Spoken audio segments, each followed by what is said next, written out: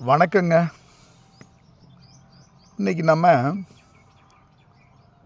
நான் என்பதிலிருந்து அவன் என்பதற்கு பயணப்படுகின்ற ஒரு சிந்தனையை பற்றி சிந்திக்க போகிறோம்.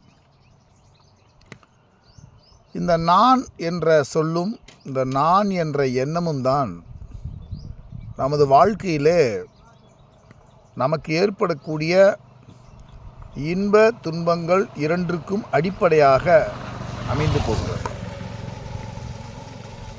அதாவது நான் இந்த வேலையை செய்யணும், நான் ஆஃபீஸுக்கு போகணும், நான் அந்த தோட்டத்தை மெயின்டைன் பண்ணணும், நான் என்னுடைய குடும்பத்தை பராமரிக்கணும். இந்த நும்னு நம்ம தலையில் ஒரு சம்பட்டியை கொண்டு அடிக்கிறது மாதிரி ஒரு வாழ்க்கை முறையை நம்ம அனைவருமே அமைத்து கொள்கிறோம். அப்போ அந்த நான் என்பதிலிருந்து தான் இது எல்லாமே பண்ணுது. இதெல்லாம் நான் பண்ணி ஆகணும், இது விரும்பியோ விரும்பாமலோ இந்த செயல்கள் எல்லாமே நடந்துகிட்ருக்கு. இதுதான் துன்பத்திற்கு அடிப்படை காரணமாக இருக்குது. அப்போ இதிலிருந்து நம்மளை பாதுகாத்துக்கணுன்னா இந்த நான் என்பதனை அவன் என்று நாம் ஒரு மடைமாற்றம் செய்தல் வேண்டும், ஒரு பாவனையை மாற்றணும். இது எல்லாமே அவனுக்கு சொந்தமானது, இது எல்லாமே அவனுடைய செயல், இது எல்லாமே அவனால் செய்யப்படுவது, இது எல்லாமே அவனுக்காக செய்யப்படுவது என்ற பாவனைக்கு மாறணும்.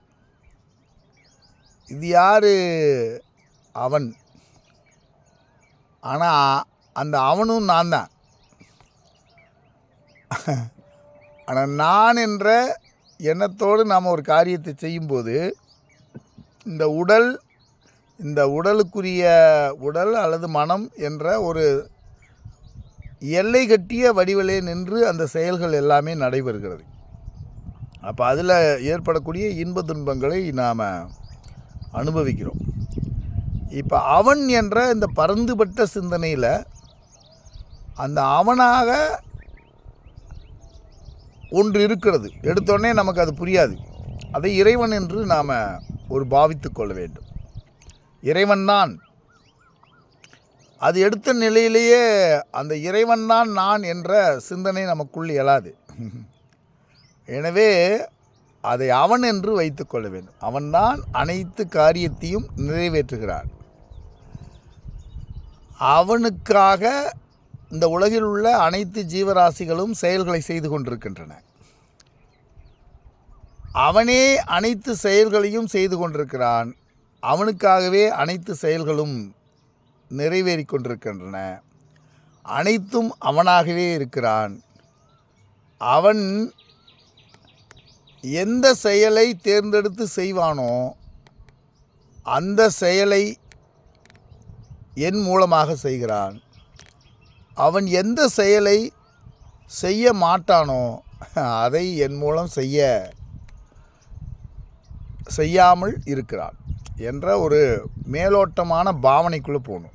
இது ஒரு நிலையிலிருந்து, ஏன்னா நான் செய்கிறேன், நான் இன்புறுகிறேன், நான் துன்புறுகிறேன்னே வாழ்ந்து பழக்கப்பட்ட நமக்கு திடீர்னு அவன் அப்படின்னு வருமா அப்படின்னா அது வரணும். அது வந்துருச்சுன்னா நம்ம தர்மா அதர்ம விஷயங்களை நாம் எளிமையாக புரிந்து கொள்ள முடியும். அப்புறம் இந்த நானுக்கும் அந்த அவனுக்குமான தொடர்பு என்ன, இது ரெண்டும் ஒன்றா அது ரெண்டும் வேறையா அப்படிங்கிறத ஒரு நல்ல குருவினுடைய துணை கொண்டு நாம் அறிந்து அந்த நானும் அதுவும் ஒன்று தான், அல்லது நானும் அவனும் ஒன்று தான்.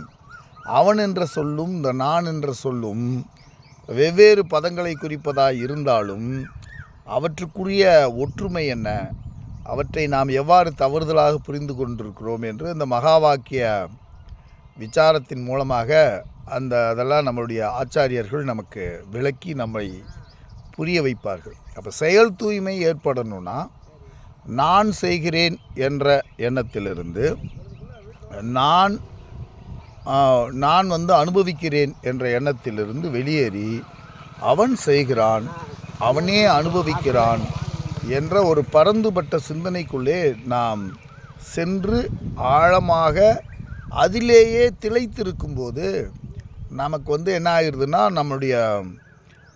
நம்முடைய பாவங்கள் எல்லாமே நீங்கி போகிறது. பாவங்கள்னு ஒன்று இல்லை, அறிவு வந்த நிலையில்.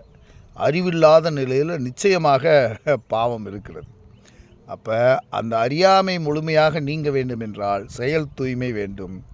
செயல் தூய்மைக்கு நான் என்ற புத்தியிலிருந்து நீங்கி அதை அவன் என்ற புத்தியாக மாற்றி நமது செயல்கள் அனைத்தையும் தொடர்ந்து செய்யும்போது நமக்கு முக்தி கிட்டுவது நிச்சயம். நன்றியும் வணக்கங்க.